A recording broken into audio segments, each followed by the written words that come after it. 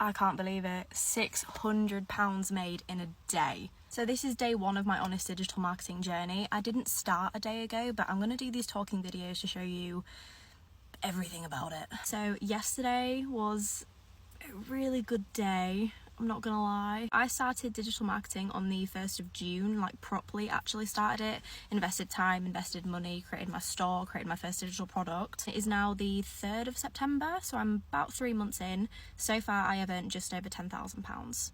That's half of my old 9 till 5 salary, which is just insane. I know you've probably heard this everywhere, but digital marketing is set to be the highest ranked job in 2024. It was the same in 2023, and I can promise you it will probably be the same for 2025 as well. Maybe like a 90% promise, I don't know.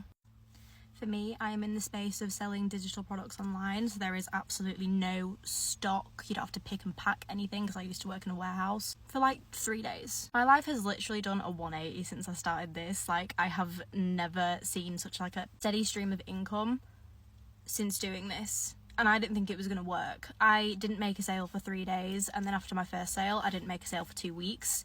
After that, I have made a sale, I'd say like 90% of the days. It's allowed me to even quit my 9 till 5 that was burning me the fuck out, like really bad.